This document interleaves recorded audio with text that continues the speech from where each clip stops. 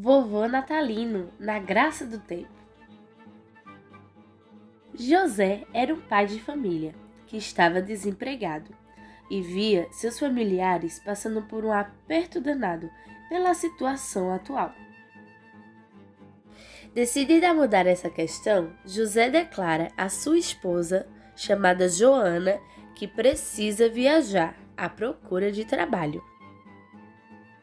Tomou um pequeno tempo para se despedir de todos, inclusive Júlia, sua filha que estava grávida, de um rapaz chamado Joaquim, com quem ela tinha crescido.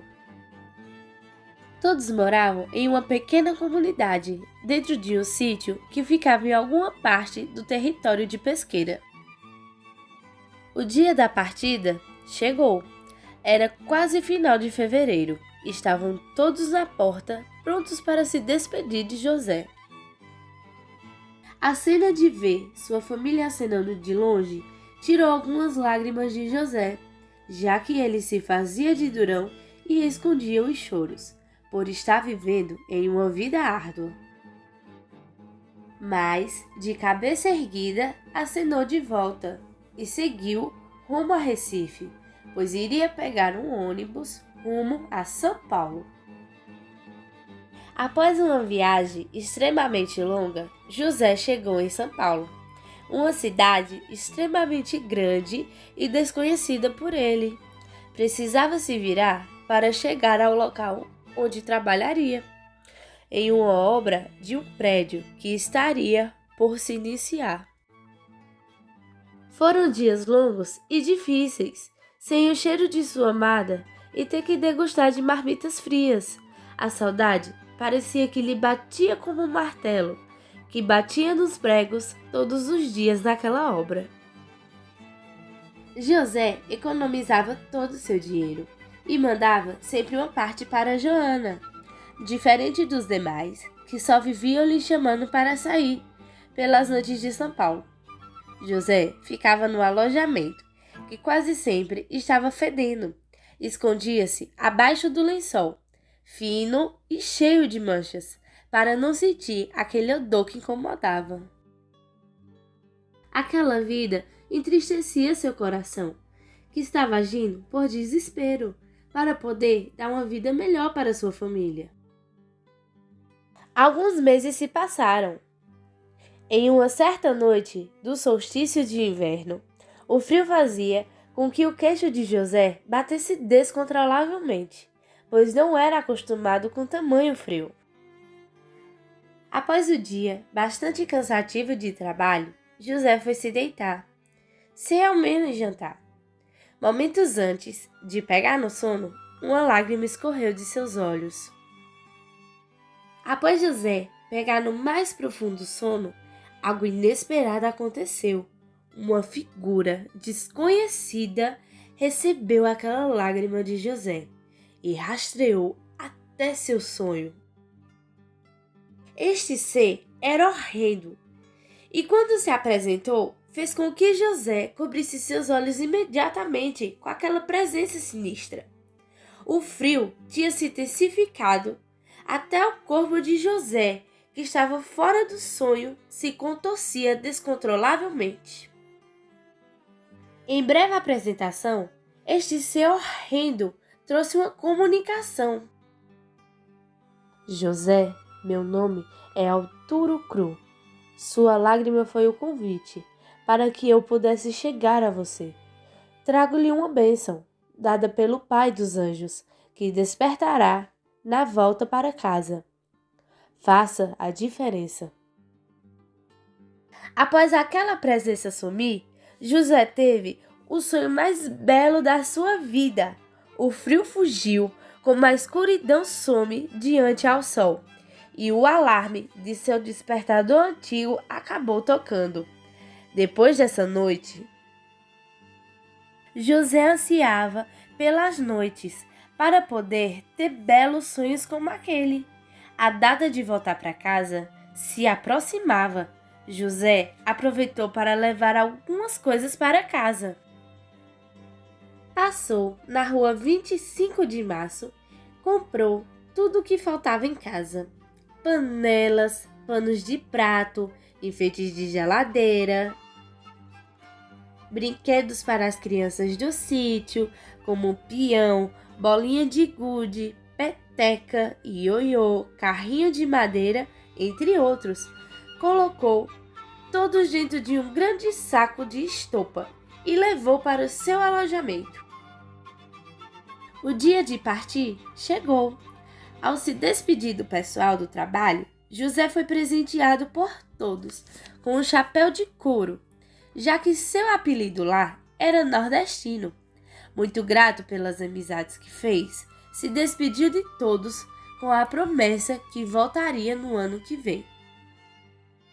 Dentro do ônibus, José adormeceu, com a cabeça no vidro, imaginando a felicidade de todos ao vê-lo de volta.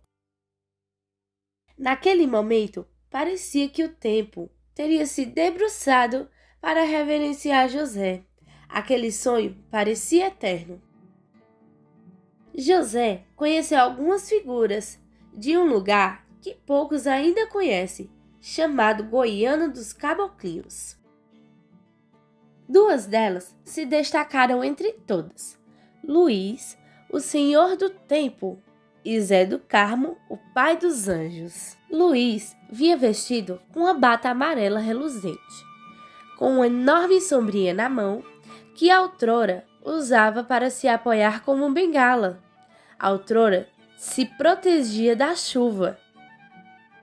Zé do Carmo veio voando, com lindas asas angelicais, mas aparentava ser um artesanato, até com as mãos meladas de barro estava. Essas duas figuras o chamaram para conversar e benzê-lo para que tivesse a oportunidade de fazer a diferença em um mundo tomado pela indiferença. José não sabia que a partir daquela conversa sairia de lá batizado por Caboclinhos. Então, um dom e um nome foram lhe dados. E assim que ele acordasse, passaria a se chamar de Vovô Natalino, por todos que enxergasse a sua real essência. Uma lombada acordava José, ou melhor, o Vovô Natalino, anunciando que estava chegando em Recife. Era o final da madrugada e logo sairia o primeiro ônibus da manhã, com destino para Pesqueira. Em uma trombada com a passageira, acabou nem percebendo que sua mochila de coisas pessoais havia caído. Parecia que já não fazia falta. Colocou a sacola dos presentes na mala do ônibus e subiu, para de novo sonhar. Antes de dormir, Vovô Natalino pensava se conseguia dormir essas 4 horas de viagem tranquilamente. Nesse momento, um humor diferente parecia que se instalava em cada partícula daquele ser que acabara de nascer há um sonho atrás. Tudo aquilo parecia ser tão real para o Vovô Natalino, mas ocorria que não tinha mudado nada. Mas quando desceu em Pesqueira, as pessoas o olhavam diferente. Os olhos delas pareciam que tinham visto um milagre, e o sentimento de gratidão acolhia a todos. Quando o Vovô Natalino foi pegar sua bagagem, percebeu que tinha perdido sua bolsa de itens pessoais, mas sem se lamentar, pegou seus presentes e logo partiu para o ponto de lotação, para ver se conseguiria uma carona, já que perdeu sua carteira que estava dentro da bolsa. Ao chegar no ponto, não passava nenhuma Kombi. Lamentavelmente, parecia que teria sido uma peça do destino, querendo lhe pregar, mas não sabia que algo mais extraordinário estava por acontecer. Saiu a caminhar e distribuiu gratidão e brilho nos olhos de quem o visse, sem ao menos perceber. Acho chegar perto da estátua do Caipora. Em uma das estradas da cidade, o Vovô Natalino já sentiu o peso dos presentes em cada descida e subida de rua. Em um determinado momento, achou um pedaço de galho bem organizado, que parecia ter se desprendido de uma cerca velha. Agarrou sem muito esforço e utilizou aquele utensílio como apoio na caminhada. Lá vinha um ser brabo e castigando um burro para subir uma ladeira. De longe parecia um vaqueiro, mas nos pensamentos do vovô natalino era uma possível carona. Então apressou os passos para tentar conseguir essa tal ajuda para chegar em casa. Quando aquele ser que guiava a carroça bateu o olho no vovô natalino, parou imediatamente. Parecia que seu espírito tinha rejuvenescido com o sentimento de uma criança quando admira o pai pela primeira vez. Era um cangaceiro de passagem que pretendia encontrar seu bando em alguma cidade mais adentro do sertão pernambucano, mas que ao entrar em contato com o vovô natalino, algo mudou. Parecia que seu coração já não suportaria praticar certas ações, que ocorria como algo que não era uma contribuição. Então, em uma breve comunicação, o vovô natalino consegue uma carona e sobe no fundo daquela carroça, onde os dois seguem em direção a Arco Verde pela BR-232. Chegando perto de Ipanema, quando o vovô natalino olha para trás e vê o cangaceiro, que se chamava Cuscuzeira, nota que em suas costas havia duas asas, parecidas com as do pai dos anjos. Mas naquele momento, ele não sabia que foi por conta dele que aquele cangaceiro tinha se transformado em um anjo. O burrinho já não apanhava mais e parecia não sentir o peso daquela carroça, por mais pesada que estivesse. Conversando e refletindo sobre o que estava acontecendo, o vovô natalino percebeu que por onde estava passando as coisas pareciam estar mais verdes e mais felizes, e que conseguia sentir os sentimentos transformados de todos aqueles que o viam. Cuscuzeira perguntou se vovô natalino poderia se tornar amigo dele, pois ele nunca tinha sentido o sentimento de amizade antes. E ele poderia acompanhá-lo em sua jornada, pois algo extraordinário estava acontecendo e que na presença dele milagres poderiam acontecer, pois a graça estava presente e o tempo parecia parar. Claro que o vovô natalino aceitou o presente e os dois estavam prestes a chegar ao sítio. Vovô natalino fez um pedido à Cuscuzeira. Ele queria o chocalho que estava preso no colar do burrinho, que se chamava farelo de milho, para que aquele barulho pudesse atiçar aqueles que o escutassem e avisar que a bondade estava chegando, para enfeitar todo o espaço e plantar dentro de cada um sentimento de afetividade em todos, tornando os mais agraciados pela vida. Já dentro do sítio, quando o badalar daquele chocalho ecoava pela serra, anunciava a chegada do vovô natalino. Era 28 de dezembro. Aqueles badalares atiçavam a curiosidade das pessoas do sítio, que saíram todas para ver o que era. Quando todos aqueles olhos avistaram a carroça, o encanto começou, e gritos de felicidade pareavam pelos quatro cantos daquele espaço.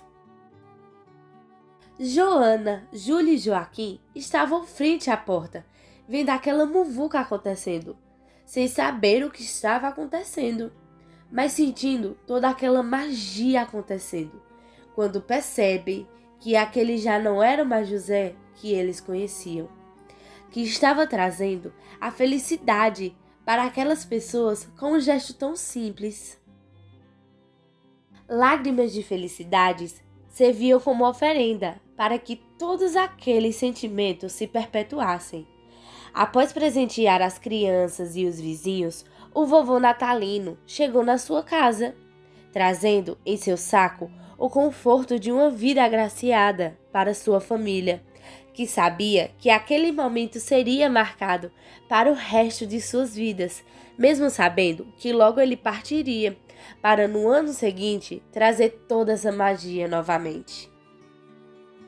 E você, está preparado para receber o seu vovô natalino esse ano?